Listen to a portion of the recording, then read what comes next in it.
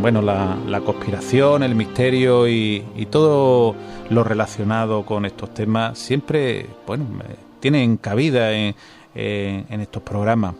Y hoy vamos a hablar de un tema, no sé si conspiranoico o un tema que desde luego ha estado aquí presente en la historia de los últimos años, de Wikileaks y por supuesto su director, su creador o el alma mater, Julian Assange.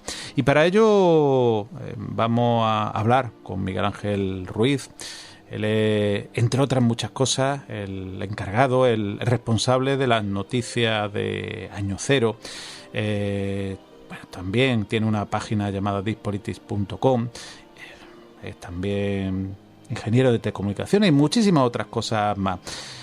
Tocayo, bienvenido de nuevo a la Rueda del Misterio.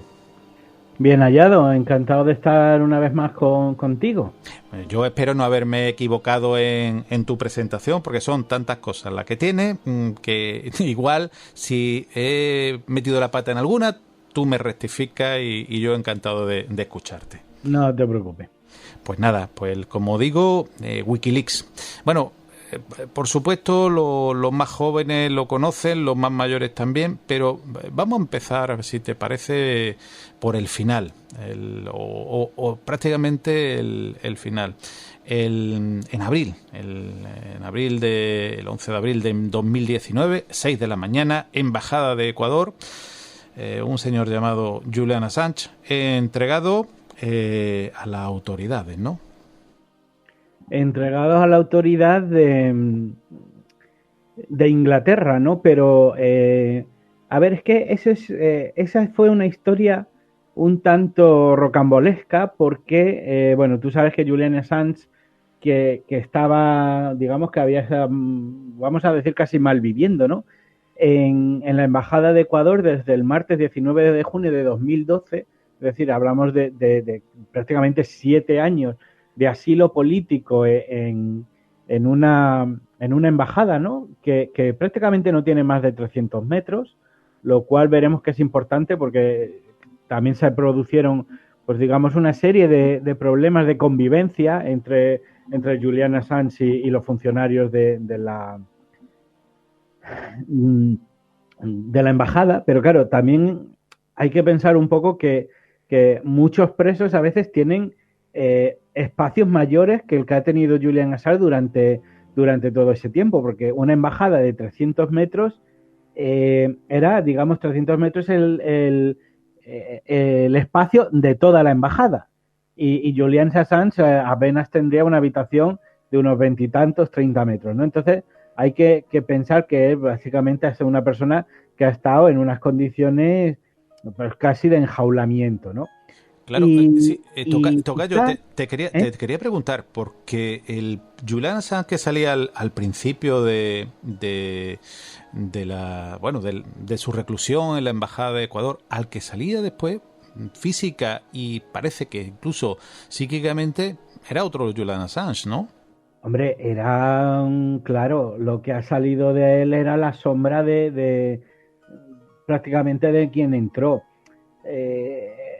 Es que hay que pensar una cosa muy importante, que Julian Assange es una figura que a pesar de sus luces y sus sombras y todo lo que se haya querido decir de él, es una persona que ha tendido un pulso del poder, o sea, un pulso al poder, un pulso de desafío, digamos, un desacato a las potencias o a la manera de entender el poder a nivel mundial. Y eso es una cosa que siempre se paga, siempre. Entonces, claro, pensar un poco la situación, porque esto, claro, viene muy de atrás. Básicamente, Julian Assange monta lo que es una forma sistematizada de ofrecer información que de alguna manera prácticamente todos los países del mundo no están dispuestos a conceder. Y es la posibilidad de que cualquier ciudadano en cualquier parte del mundo tenga un acceso a una forma de publicidad de secretos de Estado. Entonces, claro, aquí hay esa es, si te das cuenta, Julian Assange lo que hace es encarnar el mito de Prometeo, es decir, ese héroe mitológico que roba el conocimiento, que roba el secreto a los dioses y lo difunde entre los mortales, ¿no? Eso es una cosa que no se perdona. Y no se perdona porque lo que hace es vulnerar todos aquellos secretos a nivel mundial que puedan ser considerados secretos de Estado, secretos importantes para la seguridad nacional, etcétera, etcétera, ¿no? Esa sacrosanta seguridad nacional que en pos de ella, por ejemplo, Estados Unidos ha hecho auténticas barbaridades. Entonces, en el momento que, digamos, Wikileaks se activa o se funda en 2010, en 2006, y no es hasta 2010, hasta 2010 cuando, digamos, empieza a tener algunas publicaciones que le van empezando a dar relevancia y que le van poniendo también un poco en el candelero de lo que es la conspiración y sobre todo el interés en su figura a nivel mundial. Claro, cuando él va a digamos, desafía el poder de esta manera, es que se mueven una serie de resortes a los lados de su imagen, empieza a estar en el punto de mira de las potencias y automáticamente pasa una cosa muy curiosa, y es que después de que él hace una serie de revelaciones molestas, él es acusado de un intento de violación por parte de una mujer que a día de hoy sospechamos que trabajó para la CIA, es decir, que era, digamos, esto que los ingleses llamaban una trampa de miel, es decir, una conejita, una agente de servicio de inteligencia que va a la habitación con la misión de tener un encuentro sexual o cercano con Julian Assange para posteriormente poderle acusar de violación. Ahí quería yo ir también, uno de los temas que quería tratar. Evidentemente, no somos jueces para decir si hubo o no violación y evidentemente no podemos saberlo. Pero sí, de estas cosas que huelen muy, muy raras, son unas circunstancias muy raras y da la impresión de que hubo mucha preparación, ¿no? Que quizás interesaba a este hombre desprestigiarlo y ir a por él de alguna forma. No iba a lo mejor convertirlo de que era un asesino, ni iban a convertirlo pues que había robado diamantes, pero el delito sexual que ahí vemos lo que está ocurriendo en Estados Unidos, pues que hay tal revuelo que ya no se sabe lo que es real, lo que no es real, lo que van por interés económico, lo que realmente ha ocurrido. Parece que con Julian Assange ha pasado lo mismo, ¿no? A ver, yo creo que la estrategia que se ha basado con Julian Assange es una estrategia muy clara. Pensar en una figura que ha encarnado un poco esas ansias de libertad de gran parte de la población mundial, es decir, pues como decíamos antes, el mito de Prometeo, alguien que roba los secretos, los difunde, etcétera, etcétera. Entonces, claro, aquí hay una circunstancia. Tú imagínate que Julian Assange podía ser asesinado por la CIA de una manera sencillísima, es decir, igual que la CIA que tiene un larguísimo historial en asesinatos, en quitarse a la gente de en medio, especialmente en Latinoamérica, en golpes de Estado. O sea, la CIA no solamente ha quitado a gente de en medio, ha quitado a gobiernos. Entonces, matar a Julian Assange desde el punto de vista táctico no ofrece absolutamente ningún tipo de dificultad. Era quizá demasiado fácil, pero también demasiado escandaloso, ¿no? Claro, pero es que ahora mismo lo que se hace es que hay que pensar cómo funcionan ahora mismo las historias, ¿no? Yo creo que ahora mismo lo que se hace no es tanto matar el cuerpo, sino matar el alma. ¿A qué me estoy refiriendo? Básicamente a que ellos sabían perfectamente que si cogen a Julian Assange y mueren en estas circunstancias, simplemente lo que consiguen es el efecto mártir, por ejemplo, pues un poco lo que pasó con John Lennon o lo que pasó con otros ídolos, es decir, le conviertes en un mártir, le conviertes en un ídolo, le conviertes en alguien muy querido a nivel mundial y, bueno, pues al final lo que haces es reforzar esa idea de lucha, de resistencia, etcétera, etcétera, que digamos es como tan simbólica de estas luchas un poco que aclaman libertad. Entonces, ¿cuál es la estrategia que se hace ahora? Matar tu alma, es decir, desacreditarte en lo que es tu simbología más profunda. ¿Y cuál es tu simbología más profunda en el caso de Julian Assange? Pues ser alguien que busca el bien común, que lucha por la libertad, etcétera. ¿Y cómo haces eso? Pues simplemente acusándole de violación. Tú sabes que vas a tener un montón de medios de comunicación que todos al uno van a repetir que no está claro, que hay una serie de intereses, que él es un violador, bueno, pues que es en el fondo el mito no era tal, era alguien que no es trigo limpio, etcétera, etcétera. Entonces, desacreditando con esa misión o desacreditando esa función de Julian Assange, lo que dejas es, efectivamente, dejar que deje de ser un mito. Claro, que es quizás la gran preocupación de Estados Unidos, es decir, a fin de matarle en su esencia más profunda de lo que es lo que la gente quiere, ¿no? Pero a fin de cuentas, tocayo, el mito de la serpiente. Cortamos la cabeza y desaparece el resto. Porque realmente lo que quieren desprestigiar a su creadora o a la mente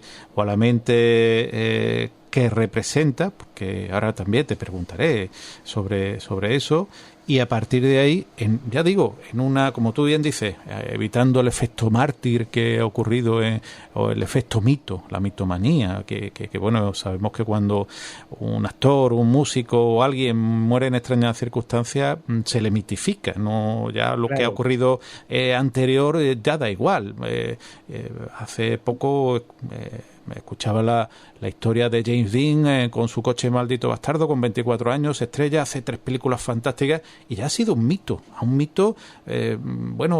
Durante muchísimos años era, el no va más, el protagonista de las grandes películas, y realmente había hecho 3 películas, que yo no, en esto no quiero decir que fuese ni mejor ni peor, pero claro, pero esa mitificación que ocurre en todos estos personajes, quizá con Julian Assange querían, porque claro, lo que me llama la atención, que quieren desprestigiar al personaje, pero lo que él ha transmitido en internet, las páginas que ha puesto, los vídeos que puso, ese ataque aéreo en Bagdad y todos los vídeos sobre el Pentágono y registros de la guerra de Irak y otros muchísimos más, ahí están, ¿no?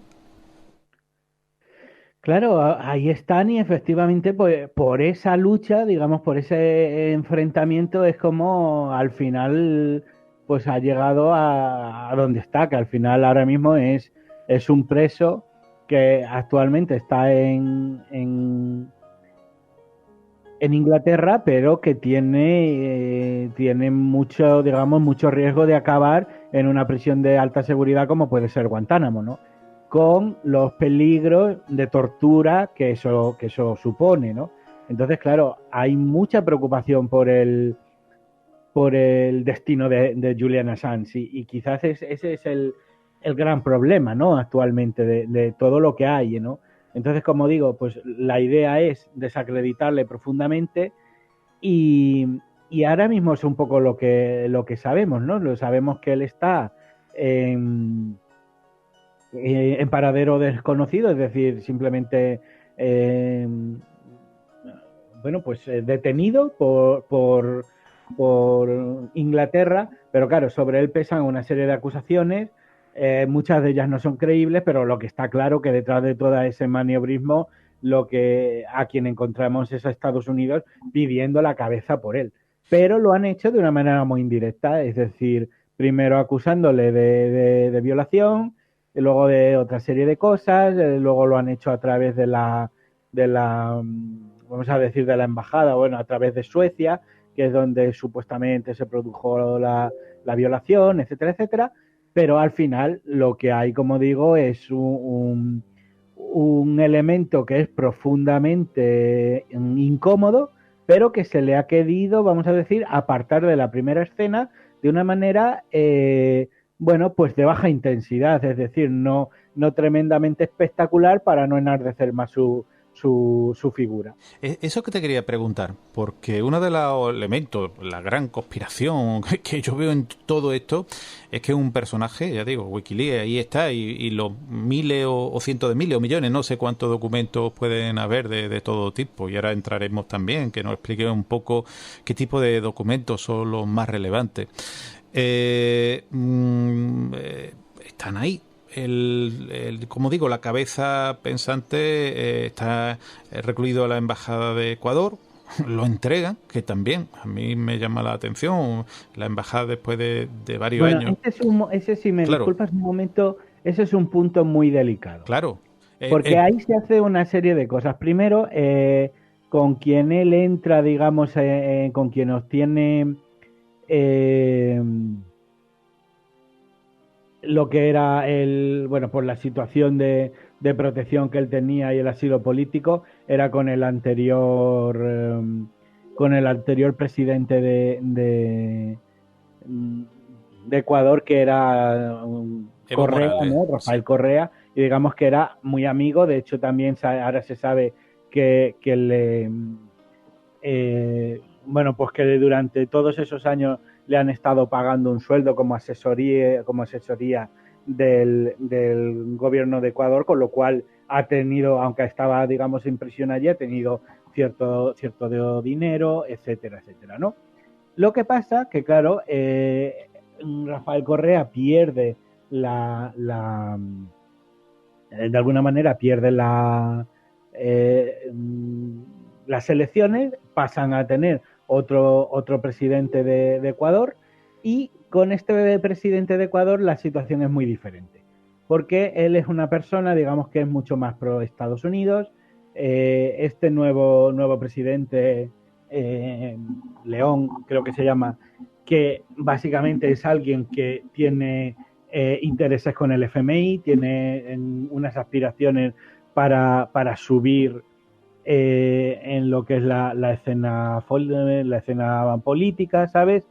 Y entonces yo creo que lo que hacen a nivel internacional es pactar una especie de retirada, por así decirlo, ¿no? El presidente, que es Lenín Moreno, él pacta echar a Julian Assange a cambio de un trato de favor con la gente del FMI, ¿no? Con el Fondo Monetario Internacional. Lo que hace Lenín Moreno es retirarle unilateralmente el asilo político de la embajada, con lo cual, digamos que pasa de tener una especie de inmunidad diplomática, es decir, pasa de estar protegido por el gobierno de Ecuador a no estarlo. Pero ahí se produce una cosa muy curiosa, porque lo normal era que ellos, o sea, quiero decir, que Lenín Moreno hubiera sacado a Julian Assange de su embajada por su propia policía, es decir, o por su seguridad privada o algo así, porque al final la embajada de Ecuador es terreno ecuatoriano. Y sin embargo esto no se produce. Lo que hacen es que entra la policía británica al territorio de la embajada, lo cual desde el punto de vista legal internacional es una invasión. Una invasión, vamos a decir, autorizada o propiciada por el propio gobierno ecuatoriano, pero no deja de ser una especie de extraña maniobra dentro de las leyes internacionales, porque lo normal era que no lo hiciera así de ninguna de las maneras, sino que fuera la propia policía quien lo saca, ¿no? Ese es un tema que llama mucho la atención y que contradice profundamente cualquier versión que pueda dar Ecuador. Porque Ecuador, bueno, pues en el fondo se ve que ahí, bueno, pues se repite un poco la historia de Judas, es decir, a Julian Assange le venden por un grupo de monedas, ¿no? Eso total y absolutamente. Y esa quizás es una de las particularidades más curiosas de esta historia, en el sentido de que esas visiones que querían dar, de que de hecho, antes de venderle, antes de alguna manera de expulsarle total y absolutamente de la embajada, le hacen como una campaña de desacreditación. Una campaña en el sentido de que Julian Assange no respeta las normas de convivencia, que son cosas como muy pueriles, ¿sabes? Pues, hombre, si estás... que si generaba muchos gastos dentro de la embajada, pues, es un poco como de risa que un gobierno de cualquier calibre pues no pueda mantener a una persona que simplemente vive allí, ¿no? Entonces se empiezan a esgrimir una serie vamos a decir, de excusas a este nivel, pero lo que se le hace realmente es venderle al mejor postor. Y este postor era, a través del FMI, efectivamente, pues Estados Unidos. Sobre eso de que tú has comentado de sacarlo en plan tan espectacular por la profecía británica precisamente, llama la atención porque se le entrega evidentemente al país más cercano, que en ese caso es Reino Unido, aunque realmente los que más solicitan su extradición Estados Unidos. De hecho, bueno, hay una noticia que aparece en la página de Wikileaks de que el Departamento de Justicia está preparando otra acusación contra Julian Assange en base a un testimonio de un convicto. Bueno, el convicto en la página, según ellos, es un sociópata y otras muchísimas cosas más. Pero realmente esta puesta en escena no es espontánea, ¿no? Es muy preparada también para los medios de comunicación, ¿no? Pues mira, ya ahí me haces dudar un poco más porque a mí no me parece que estuviera tan elaborada. O sea, yo creo que ha tenido un cierto componente de chapuza desde mi punto de vista, precisamente por esto que yo te digo, ¿no? Precisamente por esa especie de invasión del territorio ecuatoriano. Pero es evidente que llevaba mucho tiempo. A ver, piensa que la vida de Julian Assange desde el 19 de julio de 2012 era la situación que es como si en ajedrez fueran tablas. Él no podía ganar de ninguna manera. Era un ratón enjaulado. Es decir, era alguien que no podía salir y que el que estaba fuera tenía todo el tiempo del mundo para sacarle, porque esa persona, evidentemente, pues es Estados Unidos, ¿no? Ellos, pues, ¿qué decirte? Básicamente, Julian Assange, ¿qué puede hacer allí, no? Puede dirigir las cosas, pero básicamente es una vida que, como hemos visto, luego le ha pasado factura muchísimo y los otros saben que antes o después iba a salir. La duda es si iba a salir con los pies por delante o si iba a salir de propio pie. Pero en cualquier caso, era una estrategia solo de esperar, ¿no? Otra cosa que lo hayan querido precipitar o que haya habido pues algunas presiones para que todo esto, como decimos, se acelere. Pero en el fondo era una partida que no podía ganar y no podía ganar de ninguna de las maneras porque no tenía métodos de presión ninguno. Es decir, lo único que puede hacer es hacerse viejo y que Estados Unidos en algún momento pues se hartase o hiciera algo de ese estilo, ¿no? Entonces, desde ese punto de vista, y lo digo porque esto se ha usado también para tratar de manchar el nombre de Assange, es decir, se ha dicho que él había tratado de negociar con Estados Unidos una rendición, etcétera, etcétera. Vale, probablemente todo eso sea cierto, pero también hay que entender cómo puede ser la vida de Julian Assange allí, ¿no? Porque 7 años de una captura en la cual, como digo, él no ha podido ir ni al baño prácticamente, o sea, no ha salido de la embajada. Es que tú piensas que incluso un preso normal muchas veces tienen permisos y pueden salir de la cárcel X tiempo. Él ha estado 7 años en una habitación o en una embajada que es mucho más pequeña de una cárcel. Y además ha tenido que soportar una presión brutal, una presión de la cual tú te sabes que eres el objetivo de una gran potencia. Entonces, la presión, las amenazas, incluso probablemente haya sufrido tipos de acoso en el sentido de que pues probablemente la inteligencia haya tratado de amedrantarle o haya podido incluso, pues no sé, pagar a algunos funcionarios ecuatorianos pues para que le presionen o para que hagan alguna amenaza velada, para que le llegue, digamos, de alguna manera toda esa sensación de que vamos a por ti, de que no estás solo, ¿no?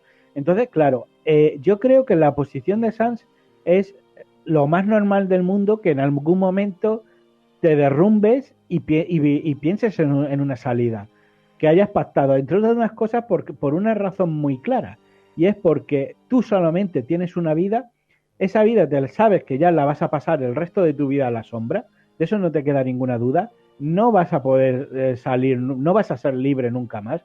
Eso yo creo que es una cosa que él la tenía absolutamente clara.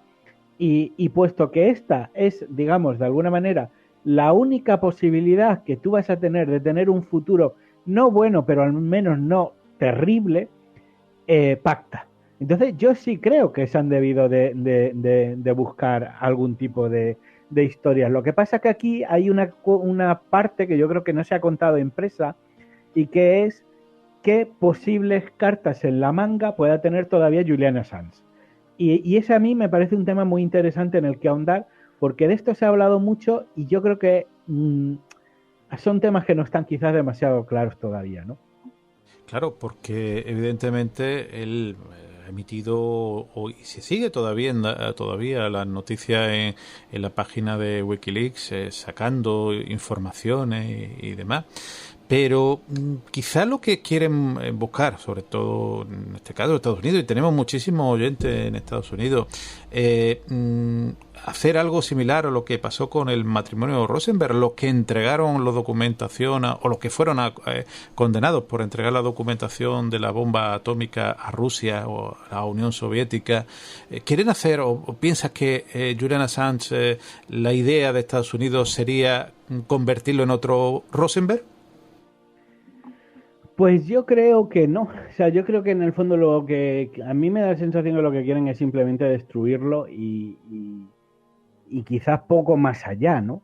El problema es que Julian Assange hizo hace, vamos a decir, algún tiempo, me parece que fue en torno a 2010, él preparó como una especie de bomba informativa, digamos un seguro de vida, es decir, hizo correr un documento que estaba cifrado, un documento secreto en el cual, pues bueno, lo distribuyó por, bueno, por gran parte de los periodistas de medio mundo, con el objetivo de que si en algún momento a él le pasase algo, que él pudiera de alguna manera salir a flote y que simplemente entregando o difundiendo o cualquier persona de Wikileaks que pudiera difundir la clave secreta para ese, vamos a decir, para ese archivo secreto, fuese como una llave que abriese ese documento y al cual todos los periódicos del mundo pudieran acceder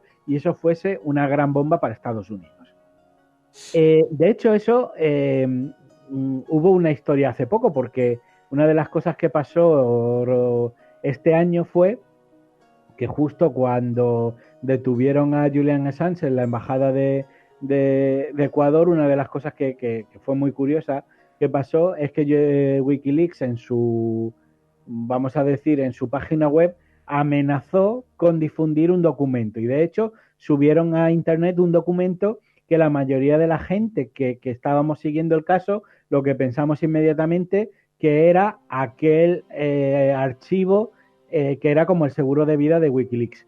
Finalmente no fueron unas horas tremendas en las cuales hubo un desconcierto muy grande de si ese fichero, todo eso que estaban, porque pusieron un torrent y un torrent de descarga libre, ¿no? Entonces yo creo que eso fue como una especie de bomba de humo para recordar a Estados Unidos de que a corto plazo, de que si Julian Assange era torturado, digamos, en cuestión de horas, que esa bomba podía estallar. Pero no fue el caso por una razón, claro. Ellos también pensaron que a Julian en ese momento estaba en un momento de debilidad extrema y que si ellos sacaban cualquier, digamos, nueva bomba informativa que hiciera daño a Estados Unidos, en lo que se estaba traduciendo era en que estaba incurriendo en nuevos delitos y eso podía complicar, digamos, de alguna manera la posición de Julian Assange, con lo cual al final, digamos, eso, como hemos dicho, era una bomba de humo y no salió a ningún sitio. Pero aquí hay una cuestión, ¿no?, más importante todavía, y que yo creo que es si la duda de cara a que si después de todo lo que ha pasado durante todo este tiempo, si Julian Assange todavía tiene algún secreto bajo la manga o no. Y yo mi sensación es que no lo tiene. Mi sensación es que A lo largo de todos estos años ha ido soltando más o menos toda la información que tenía, la ha ido dosificando, ha ido jugando con ella, la ha ido soltando, y yo creo que no tiene nada importante que ofrecer ya a Estados Unidos. Y probablemente esa sea una de las razones por la cual no han llegado como a un pacto importante. Y no han llegado a un pacto importante porque yo creo que él no tiene ya prácticamente nada que ofrecer a Estados Unidos, ¿no? Y en esa situación, pues claro, si tú ya no tienes nada que ofrecer porque todo lo has ido contando, ahora mismo, digamos, probablemente está en una posición de menos desventaja de lo que ha estado nunca antes en toda su historia, ¿no? Y yo creo que esa es una situación que yo creo que hay que tener muy en cuenta. La posibilidad de que Julian Assange no tenga ya ningún arma extra, ¿no? Pero llama la atención, Miguel Ángel, que realmente está en una cárcel británica.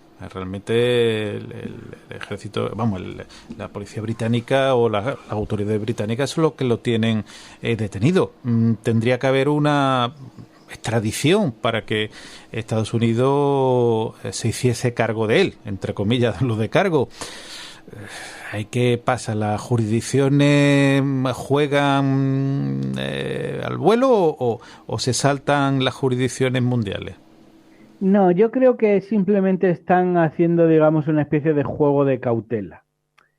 Mi sensación, lo que a mí me parece que están haciendo es simplemente, bueno, pues guardar un poco la cara un poco la imagen de cara a la opinión pública.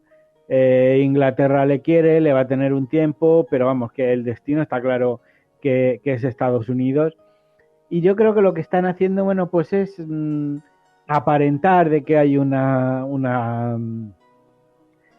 respeto a la ley, que no se están violando sus derechos, que eso no es una detención política, etcétera, etcétera. Pero vamos, a ver, piensa que aquí hay un juego que va de largo, ¿no? También probablemente a lo mejor está la propia estrategia de mantenerle cansado y asustado durante años, ¿no? Que yo creo que es una cosa que están haciendo como muy palpablemente. Yo creo que el mensaje que ellos tienen para Julian Assange es que él nunca va a ver ya jamás la luz, la calle, es decir, no su vida se ha acabado en ese sentido y no le van a dejar marchar jamás. Y yo creo que ese es el mensaje que en el fondo tienen para él, ¿no? Y que decirle que, bueno, no tenemos prisa, te vamos a juzgar al año que viene o al otro, pues cuando, fíjate, esto es 7 años allí, yo creo que el poder en este sentido, pensando que él está, esto hay que pensarlo, que él está desarmado, entiéndeme. Si ellos pensaran que él tiene algo importante en la manga, sería muy diferente. Pero pensando, que es un poco la hipótesis que yo estoy barajando, ¿no? Pensando en que ellos consideran que él no tiene ningún secreto extra y que ya poco más daño les puede hacer, en ese sentido, que jueguen un poco con el tiempo y que jueguen un poco al merodeo de que, bueno, vas a estar así bastante tiempo, pues a mí me cuadra. De hecho, una de las cosas que pasa es que probablemente esté en Inglaterra al menos todavía un año más hasta que sea extraditado a Estados Unidos.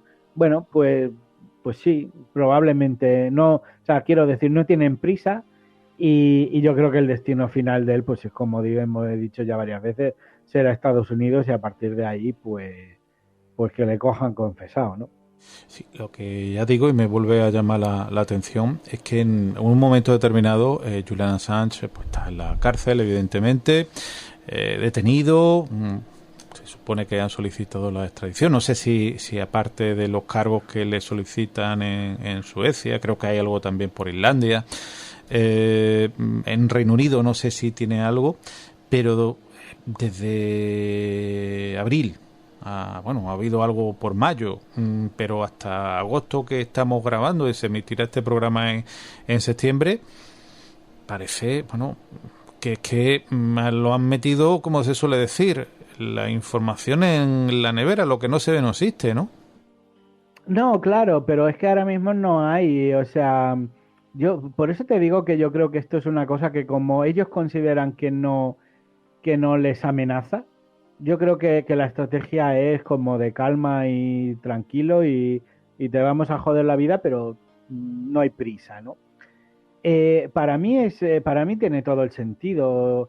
De todas maneras, tú piensas una cosa, aquí también se ha jugado mucho utilizando medios de comunicación, es decir, una de las cosas que ha pasado de todo eso que dices, de esas acusaciones aquí, allá, etcétera, dado que él ha estado mucho tiempo, digamos, huido de la justicia, en realidad a todo lo que ha hecho hay que llamarle presunto, porque en realidad hasta ahora, que digamos que es cuando por fin puede afrontar problemas con la justicia, él no ha sido condenado por ningún juzgado. Es decir, él, por mucho que suene extraño, él es inocente ahora mismo de todos los cargos porque no ha sido juzgado, ¿no?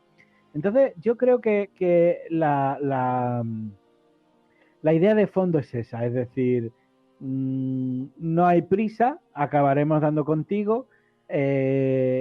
Todo eso de las acusaciones de aquí y allá, yo creo que se usó más como para hacerle perder una guerra mediática, es decir, una guerra de cara a la opinión pública en el sentido de que le querían desprestigiar y tal y cual, pero ahora que le tienen es cuestión de tiempo pues que él acabe pues a disposición de quien realmente le busca y tiene realmente, yo creo, muy pocas armas contra eso, ¿no? Eh, Evidentemente poca arma y se defenderá si tiene algo.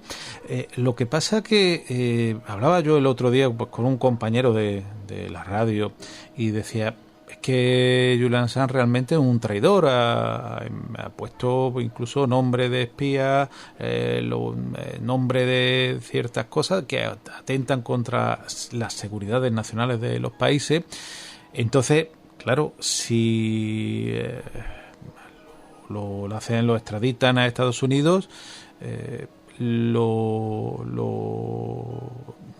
juzgan por la revelación de esos secretos y demás. ¿Qué puede pasar con Julian Assange? A ver, allí probablemente se ha acusado, no, hombre, no de traición, porque él no es ciudadano americano, pero sí que le consideren un problema de seguridad nacional, ¿no? Y de revelación de secretos o de espionaje, probablemente.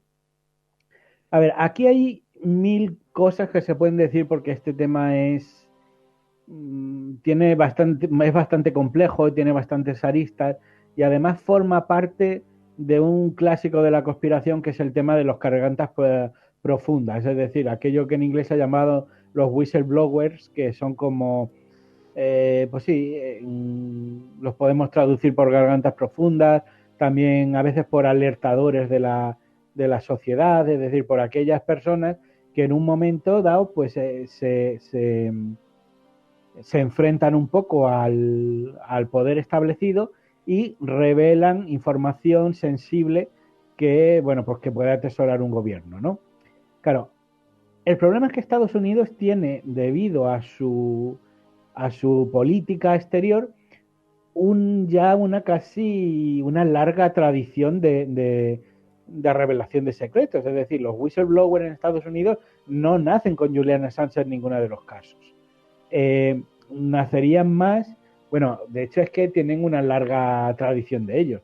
Uno de ellos sería, por ejemplo, Daniel Ellsberg, con el tema de los papeles del Pentágono, que fue un movimiento que casi acabó paralizando y poniendo en tela de juicio la guerra de Vietnam. De hecho, los americanos tienen una cosa que, fíjate si será hasta cierto punto, no voy a decir habitual, pero es algo que han considerado muy seriamente. Los Estados Unidos tienen una ley que se llama de whistleblowers, es decir, una ley para regular el tema de las filtraciones de tu gobierno, es decir, tienen un mecanismo legal, que a mí eso es algo que nosotros nos quejamos de la transparencia de Estados Unidos, o sea, de Estados Unidos como nación, pero eso es algo que los españoles no tenemos ni remotamente.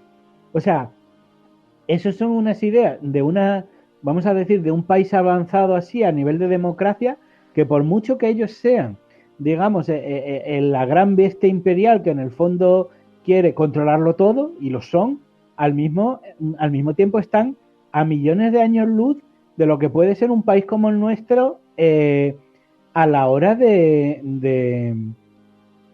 hacer, digamos, una especie de política, una especie de justicia, ¿no? En ese sentido. Entonces, ¿cómo funciona esta ley, digamos, de revelación de secretos de Estados Unidos? Pues una cosa muy curiosa. Y es que tú en Estados Unidos puedes quejarte de que tu gobierno está haciendo operaciones ilegales o actividades ilegales. Porque de hecho es que eso ha pasado cientos de veces en la historia de Estados Unidos, hasta tal punto que incluso el gobierno de Estados Unidos yo creo que es el gobierno que más veces ha pedido perdón en la historia por, bueno, pues por putadas que han hecho aquí y allí, ¿no? Como cuando sometieron a sus propios soldados a las radiaciones en la Segunda Guerra Mundial, para ver, después de la Segunda Guerra Mundial, para ver si cómo les afectaba, etcétera, etcétera, ¿no? Bueno, pues todo lo que es la historia de la CIA debería de ser un perdón constante. Pero lo que pasa allí es que tú puedes denunciar que tu gobierno, si eres americano, está incurriendo en actividades ilegales, eso sí puedes hacerlo, pero a quien le puede, digamos, el canal para denunciar a tu gobierno es tu propio gobierno también. Es decir, son los americanos los que tienen de alguna manera allí una línea, un buzón, en el cual si tú llegas y quieres denunciarlo, puedes hacerlo allí. Claro, el problema es que de este buzón no se fía ni el tato, como es lógico, es decir, eh, tú cuando vayas a elaborar, vamos a decir, digamos, una denuncia porque tu gobierno está haciendo actividades ilegales, lo primero que te van a hacer es que, claro, te van a poner en una, digamos, en un brete y vas a estar bajo el punto de mira. Pero, por ejemplo, como hizo el soldado Bradley Manning, que ahora es Chelsea Manning, es decir, que fue además una de las primeras filtraciones de Wikileaks, y ahora que le acusan de que en realidad, o sea, Julian Assange lo que hizo fue, de alguna manera, jugar con la mente de este soldado, que luego se sabe que, bueno, pues que quiso cambiar de sexo, es una persona a la que se le atañe, pues, determinadas inestabilidades emocionales, etcétera, etcétera, ¿no? Entonces, claro, ¿cuál es el problema de este hombre? O de, por ejemplo, el otro soldado, me parece que era Darby Johnson, que era el soldado que filtró en Estados Unidos todos los abusos de la cárcel iraquí de Abu Ghraib, que eso te sonará porque fue, digamos, las peores imágenes de torturas de Irak, las reveló él. ¿Y cuál fue el efecto de eso? Pues el efecto de eso fue que, curiosamente, fue, ¿cómo se llamaba? Donald Rumsfeld, que Donald Rumsfeld era el secretario de Defensa de Estados Unidos.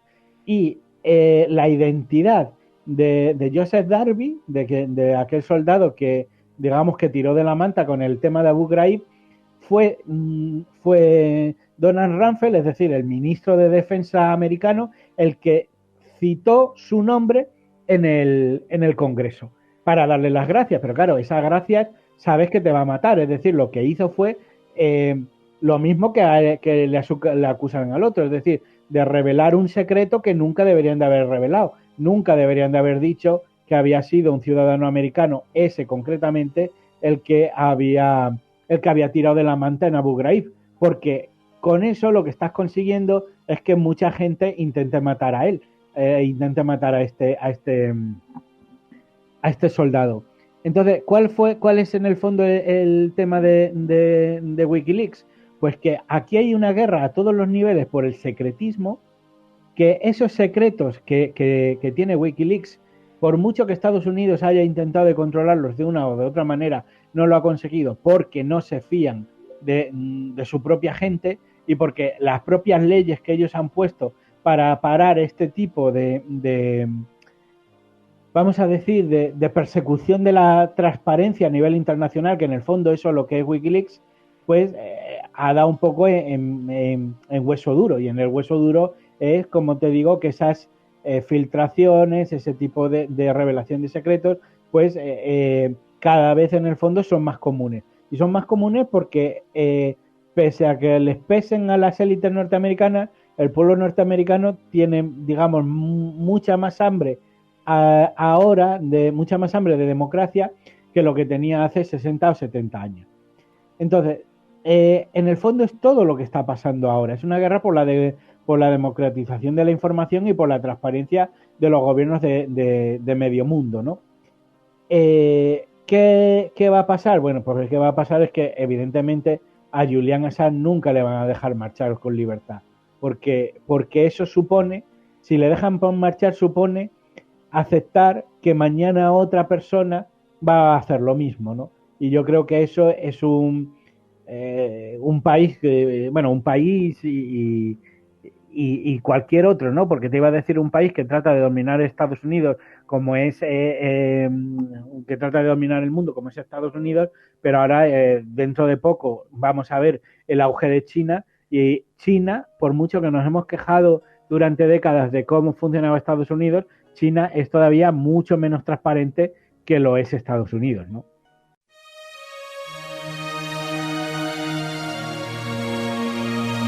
Están escuchando La Rueda del Misterio.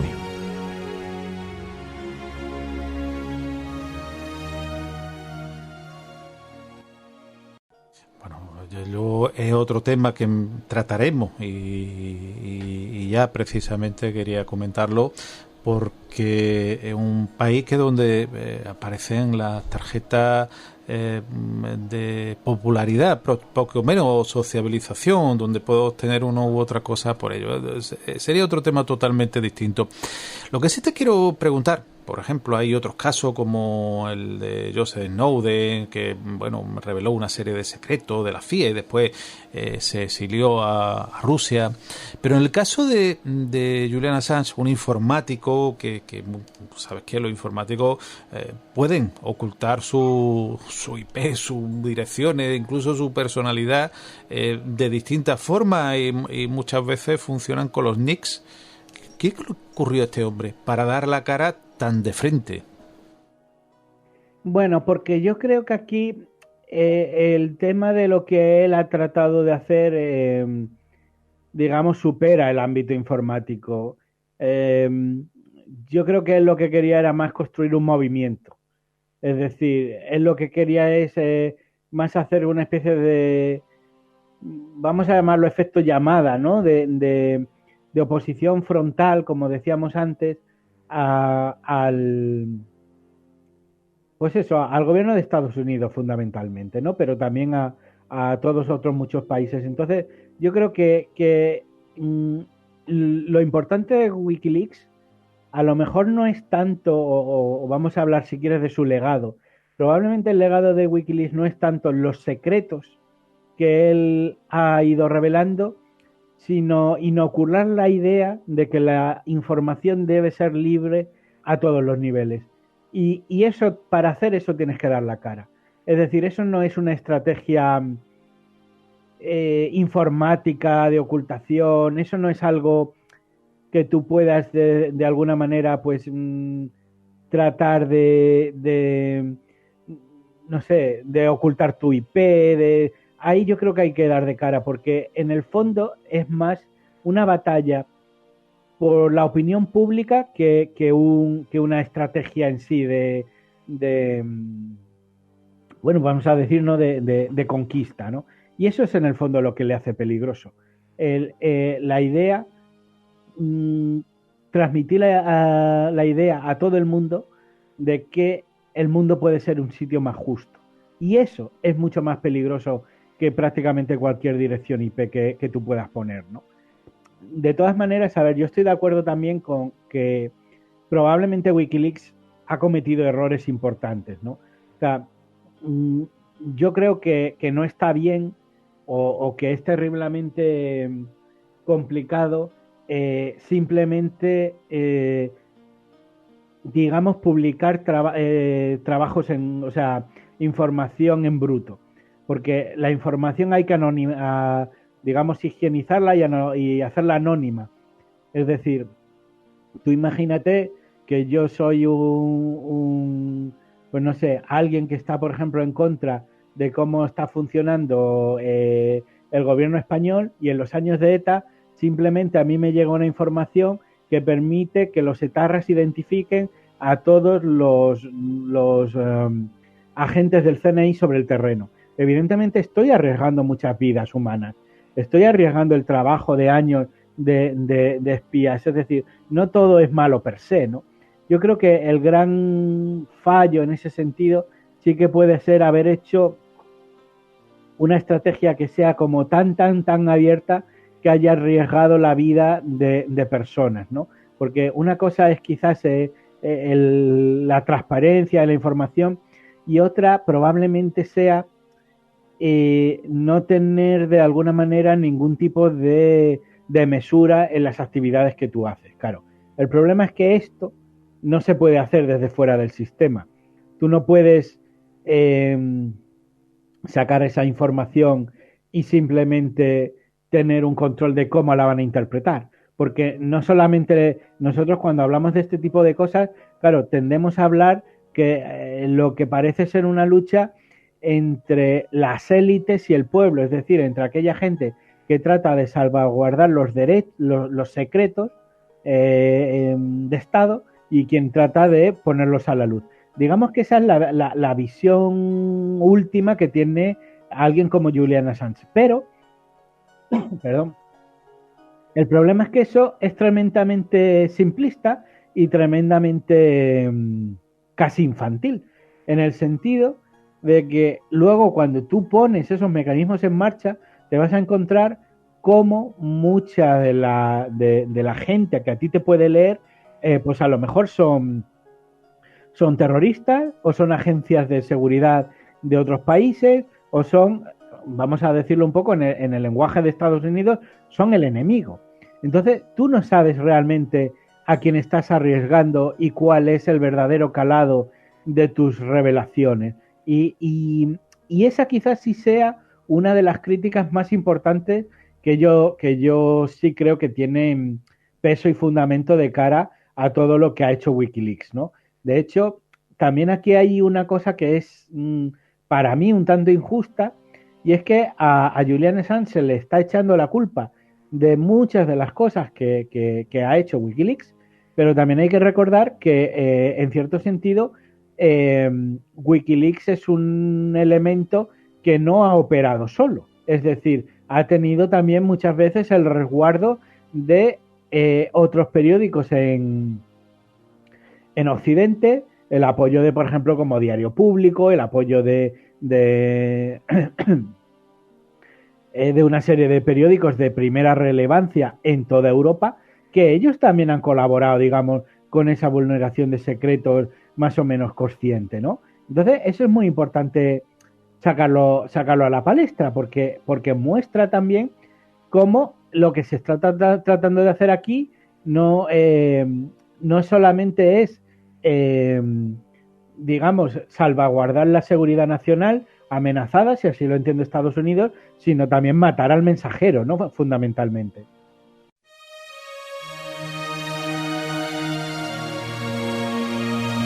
Están escuchando La Rueda del Misterio.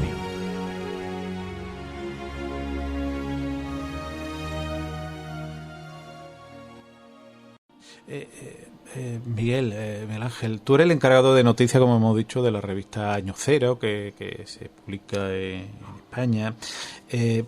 Y claro, revisarás muchísimas publicaciones de muchísimos lugares. Y bueno, vuelvo a decir, el segundo país donde más se nos escucha la Rueda del Misterio de todo el mundo es Estados Unidos.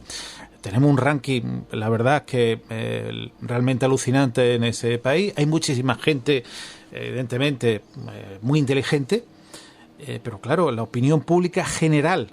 Y allí en un país que los medios de comunicación han sido capaces incluso de derrocar con información a un presidente, como fue Nixon en el caso Watergate. ¿Qué piensan? ¿Qué opinan? ¿Qué dicen de Julian Assange? A ver, yo no tengo una información directa de lo que piensan los americanos de Julian Assange. Piensa que eso también, para saber eso con cierta manera fidedigna, lo que habría que hacer son encuestas de opinión, ¿no? Y Y ya sabes que luego en este tema, pues hombre, ha habido, yo creo, niveles bastante importantes de intoxicación. Es decir, el americano que confíe ciegamente en las publicaciones de la prensa de su país con determinada tendencia política, pues le va a ver como un tirano. Pero sí que hay una cosa que a mí me llamó mucho la atención y que es el prestigio de Wikileaks. Y te digo una cosa, tú piensas que ahora mismo los medios de comunicación en general tienen un problema enorme, pero enorme, de credibilidad. Es decir, una de las grandes crisis que tienen ahora mismo los medios de comunicación es que la mayoría de los ciudadanos no confían en los medios de comunicación actualmente. O sea, se los percibe pues como vamos a decir, como los altavoces de las élites, como que están comprados por los Bilderbergs, que son simplemente, pues digamos, altavoces o voceros de los intereses del poder, ¿no? Una de las cosas que me llama a mí la atención dentro de que haya esa crisis de credibilidad en los medios de comunicación es que cuando pasó, por ejemplo, en lo que fue, bueno, pues esa desclasificación que se llamó el Vault 7 o la filtración de Wikileaks sobre cómo, digamos, cómo se funcionaba la central de vigilancia de Alemania, en la que, digamos, el sitio este de Snowden, es decir, la NSA, controlaba todos los móviles, etcétera, etcétera, y tal y cual, y que eso, digamos, fue un gran revuelo. Te acordarás porque en aquella época se llegó a decir en los medios de comunicación que la CIA había espiado a Angela Merkel y cosas así como tremendamente llamativas. Y si tú te acuerdas de todo ese momento, en la prensa occidental hubo muchas reacciones que curiosamente estuvieron en candelera poco más de una semana. Es decir, parece que cayó, fue como un gran boom informativo, pero una semana después empezaron a hablar de otra cosa y aquello se lo comió. Lo cual es de alguna manera también una manera muy interesante de darnos cuenta cómo funcionan los medios de comunicación oficiales. Es decir, te dan bombo unos días, pero luego adiós. Y eso forma parte de la estrategia de desinformación. Es decir, acostumbrarte a que porque tú des un bombazo informativo brutal, eso se va a oír 2, 3, 4, 5 días y adiós. Pero lo importante de lo que pasó en todo ese momento, y yo creo que es algo a tener en cuenta, es que la gran prensa internacional, es decir, aquella que de alguna manera tenía la misión de poner en tela de juicio todo lo que venía de Julian Assange y tal, hubo muchas reacciones muy diferentes, pero nadie de la prensa, en toda la escena que yo vi, en todas las noticias que yo analicé, nadie puso en tela de juicio la información que había dado Wikileaks. Y a mí eso me parece un nivel de prestigio que no lo tienen prácticamente ninguno de los medios de comunicación actualmente. ¿Tú te acuerdas hace poco del libro este que ha sacado David Jiménez, el director, sobre su paso por el mundo, por el diario El Mundo, y cómo, bueno, cómo cuenta en el libro cómo existen esos acuerdos entre altas jerarquías de la prensa y los negocios para no sacar determinados asuntos, etcétera, etcétera. Todo eso son cosas que se saben, que están ahí y que perjudican la imagen del periodismo. Pero a mí, en un contexto como este, que cuando Wikileaks diga una bomba informativa como esa, que era tan terriblemente molesta, porque en el fondo lo que estaba diciendo a todos los ciudadanos de Estados Unidos y de Europa era que sus móviles están siendo hackeados constantemente, porque si lo es el de la Angela Merkel, ya, vamos, olvídate el tuyo. Y en esas reacciones hubo de todo, pero lo que no se puso en duda en ningún momento, y a mí eso me parece increíble, es que esa información era real y estaba efectivamente funcionando como decía Wikileaks. Y como digo, ese nivel de prestigio no lo tiene ni siquiera los grandes medios de comunicación de más venta en Occidente. Me llama la atención lo que tú has dicho, la veracidad, porque en ningún momento determinado han dicho que la información fuera falsa.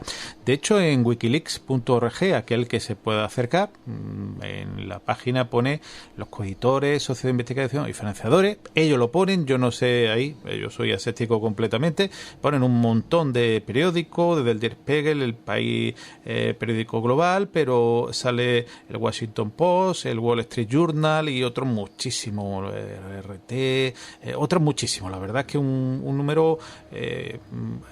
Todos estos lugares de investigación apoyan a Wikileaks. Bueno, a ver, apoyan. Esa es parte de la hipocresía que yo te mencionaba antes. Es que según esto, literalmente lo leo: coeditores, socios de investigación y financiadores. Y sale, pues, muchísimo. Vamos, en una fila de. Esa es parte de la estrategia que yo te mencionaba antes de matar al mensajero.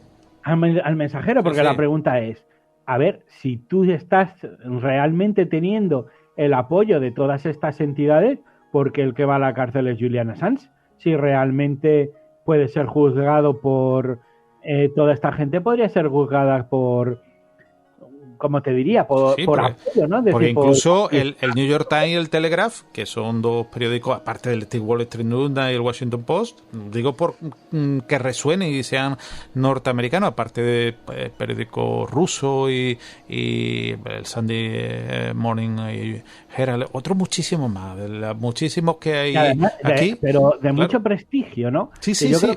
Muy conocido, que desde luego dice el nombre en cualquier parte del mundo, ya sea por la publicidad, por película o por haber derrocado, como digo, a un presidente en lo mismo de Estados Unidos. ¿Qué ocurre? ¿Hay una doble moral o realmente no es lo que dicen? Sí, hay una doble moral y hay varias cosas más. Esto es que es muy opinativo, es decir, puede ser que otra persona, otro conocedor de los medios de comunicación a lo mejor tiene una idea un poco diferente de esto, porque claro, aquí entramos un poco en el terreno de las opiniones. Desde mi punto de vista, aquí hay una cierta ambivalencia por una razón, porque lo que está haciendo Julian Assange es, en el fondo, ridiculizar a los grandes medios de comunicación de Occidente. Porque lo que está haciendo es decirle, es que lo que yo hago es el periodismo que vosotros deberíais hacer. Es decir, sois vosotros, porque luego acuérdate, bueno, yo qué sé, periodistas que tenemos amigos comunes, que luego hay mucha gente que se llena la boca con el periodismo, como es el periodismo, el control del cuarto poder y todo ese tipo de cosas. Así que se dicen mucho como sin ningún tipo pues vamos a decir, de ningún tipo de autocrítica, pero en el fondo Julian Assange o Wikileaks lo que hace es avergonzar a gran parte del periodismo occidental, porque él hace lo que deberían de hacer ellos, que es ser un verdadero contrapoder. Entonces, cuando te han avergonzado y cuando te han puesto en evidencia que tú realmente no estás para lo que tendrías que estar, que eso es lo que ha hecho Wikileaks, yo entiendo que en este tañirse un poco en este movimiento por tratar de hacer las cosas bien o por lo menos de hacer un postureo que funcione, yo entiendo que se publiquen todos esos como socios, porque para empezar es una manera de lavar tu imagen. Pero luego se consiguen más cosas. Por otro lado, si tú publicas o si tú de alguna manera sacas la imagen de que estás en todo ese tipo de filtraciones de Estados Unidos, o sea, de Wikileaks, también yo creo que una de las ventajas que ahí se dan es tener cierto acceso o cierto control de las actividades de Wikileaks. Es decir, probablemente para servicios de inteligencia y para y para otros intereses, que esos periódicos colaboren con Julian Assange les puede dar una cierta capacidad de espionaje y una cierta capacidad de antelación a la noticia.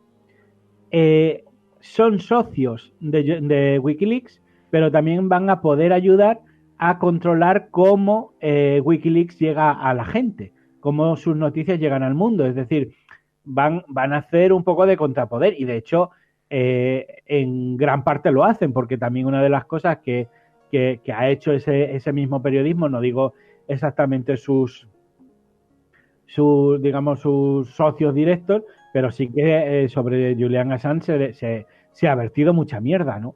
Entonces, ese objetivo, esa vamos a decir, idea de estar ahí para, de alguna manera, controlar todo ese cotarro, aparte de lavar tu imagen, también te permite tener un cierto, no control sobre lo que publica Wikileaks, pero sí también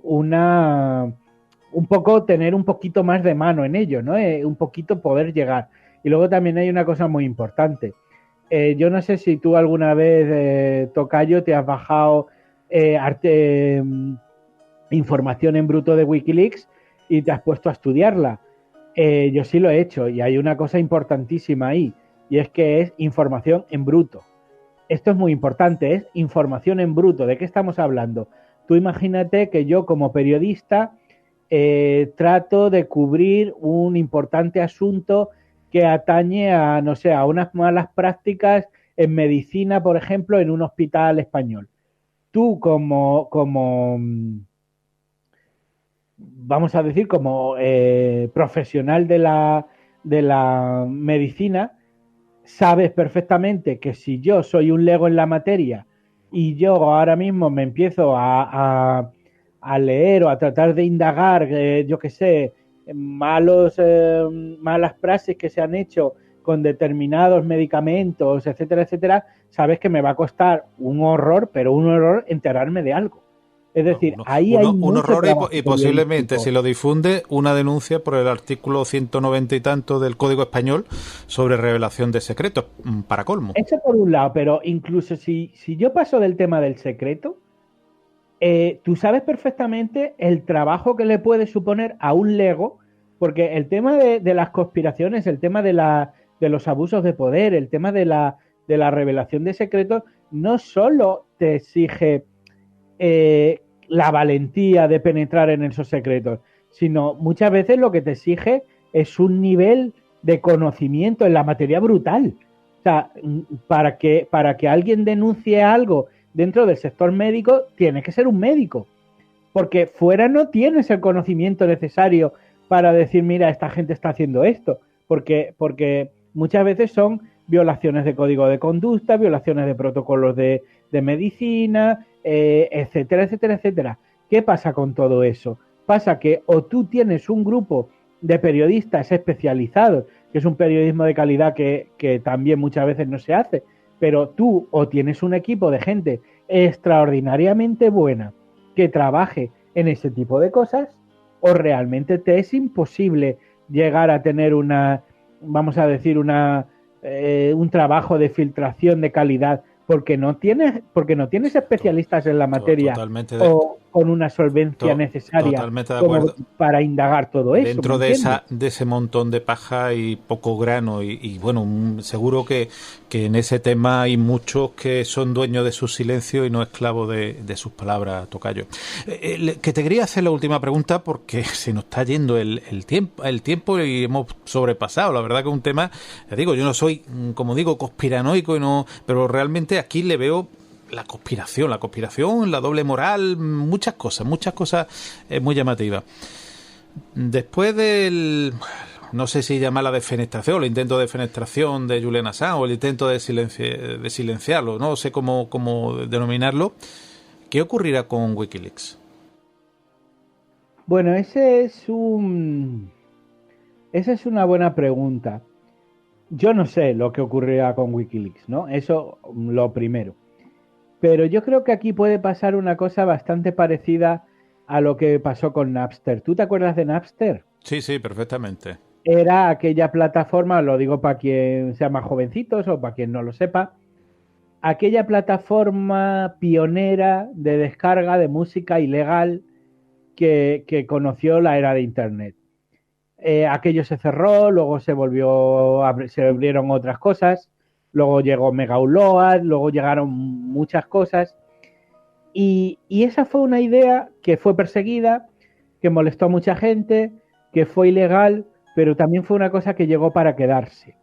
Es decir, aquello fue una semilla que se sembró en lo que era la era de la libertad de Internet, algo que ahora ya casi parece perdido y parece casi lejano, pero que es algo que vivimos en esta generación y es algo que ilusionó a mucha gente, ¿no? Digamos, el acceso libre a la información, a la música, a muchas cosas, ¿no? Entonces, ¿qué pasó con Napster? Bueno, pues que se cerró, pero que luego se abrieron otras muchas plataformas que, digamos, continuaron con ese desafío. Eso tuvo tanto éxito que a día de hoy ya las descargas ilegales siguen siendo ilegales, sí, pero al mismo tiempo tú ahora mismo ya cuelga música gratis en internet, pues hasta las propias discográficas, ¿no? Tú ahora tienes YouTube, que tienes YouTube Video, tienes YouTube Music, que ahí tienes música que la puedes oír todo el tiempo que quieras, tienes Spotify y tendrás otras 40 que yo ya ni las conozco. Y eso que antes fue objeto de delito, y eso que antes fue algo con lo que tú no podrías luchar, te das cuenta que como no puedes luchar contra ello, al final se han subido al carro y ahora son, de alguna manera, los propios las propias discográficas y la propia industria quien lo está haciendo de su propia mano. ¿Es eso una victoria radical en lo que puede entenderse una lucha por esa Internet libre, por esa forma de entender el mundo digital? Pues sí, totalmente. A mí me parece una victoria brutal, una victoria que se ve, que hemos tenido, digamos, no sé cómo calificarlo, una victoria de total, y en el que a día de hoy pues ya eso ya no está en tela de juicio. La música gratis está ahí para todo el mundo, ¿no? Entonces, ¿qué creo yo que pasará con Wikileaks? Pues algo muy parecido a esto, que vendrá más gente detrás, que seguirá esa senda, que seguirá luchando en eso, que eso se volverá de alguna manera algo cada vez más común y que en el fondo está ahí, ¿no? Porque fíjate, si además es que yo creo que ya ni siquiera es tema de una plataforma tan, vamos a decir, tan bien orquestada como ha sido Wikileaks. Me parece que fue ayer que vi un vídeo en internet de un bombero y de un bombero que había estudiado leyes y que es especialista en leyes, canario, o al menos así se defendía él, se presentaba él, y este hombre estaba haciendo un vídeo en internet, en Facebook concretamente, tratando de denunciar a todo el mundo que los incendios que están ocurriendo en Gran Canaria son provocados y se han hecho porque se ha cambiado la ley de quema de suelo que quita esa demora de tiempo. Demora de tiempo de recalificación. Correcto. Y eso ya no está ocurriendo en Wikileaks y ya no está ocurriendo a nivel tal. Simplemente es una persona que ya está subiendo eso, se está viralizando y eso se está haciendo ya como parte del día a día de las redes sociales. Pero que eso quizás hace unos años que podría haber sido un cierto escándalo y que podría tener una repercusión y que podría, no sé, a lo mejor haber generado una serie de, yo no sé, probablemente de reacciones o de titulares, ahora ya se hace pues con una libertad pasmosa y sin que eso tenga ningún tipo de control, ¿no? En el fondo es el objetivo de Wikileaks. Decía hace un rato que más que las filtraciones era un poco la semilla de que la información debe ser transparente a nivel mundial. Y ese es el gran legado de Wikileaks, por muchas sombras que Julian Assange pueda tener o por muchos errores que haya podido cometer. Ojalá fuese así, sea así la transparencia de información que todos nos gustaría que fuese. Bueno, tocayo, hemos llegado al final del programa. Me gustaría, aparte de recomendar tu página dispolitics.com, ¿cómo se podrían poner en contacto o cómo te podrían seguir, además de en tus intervenciones en Cuarto Milenio y en otros programas y sobre todo también en la información de las noticias de Año Cero? ¿Cómo podrían ponerse en contacto contigo? Bueno, pues si quieren escribirme, solo tienen que entrar en dispolitics.com. Allí me pueden escribir y además tienen un icono abajo para todas mis redes sociales, para Twitter, para Instagram, para Facebook, si me quieren agregar a Facebook, o sea, a partir de mi web tienen todas las vías de contacto y aparte tienen todos, no todos, pero casi todos mis programas de radio, mis artículos, mis conferencias, mis programas de televisión y bueno, hay un pequeño blog que tampoco le hago mucho caso porque parece que la era del blog ha ido muriendo, pero que bueno, ahí está, ¿no? Bueno, pues ahí está, dispolitics.com. También recordarle a los oyentes pues que el que quiera poner algún comentario, hemos cambiado nuestro sistema. Ya no se puede hacer en plataformas como iVoox, o aquel que quiera hacerlo, yo lo invito pues que se vayan a nuestra página de Facebook, La Rueda del Misterio, tal cual, La Rueda del Misterio, allí podéis hacer los comentarios. El por qué, muy fácil. Ha habido, comentarios ya no subido de tono, sino lo siguiente, el comentario que ha habido que bloquear, que denunciar, que realmente no son propios de alguien pues que tenga cierto respeto por los demás, todo lo contrario. Y entonces, bueno, el Facebook evidentemente también se pueden hacer los comentarios siempre con las críticas, tanto positivas como negativas. Siempre digo, siempre que haya respeto, encantado de recibirlo, tanto la palmadita a la espalda como el tironcillo de oreja.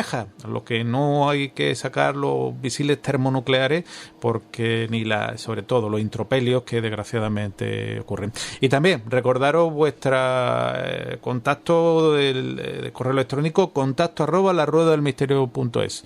La Rueda del Misterio en Facebook y contacto@laruedadelmisterio.es. Miguel Ángel Ruiz, espero tenerte en esta nueva temporada, que tenemos muchísimos cambios, tenerte pues bastantes veces aquí. El tema de la conspiración, mejor que tú, muy poquitas personas. De verdad, muchísimas gracias. A tu disposición siempre y nada, cuando me reclame ya estaré yo haciéndote un huequito en la agenda.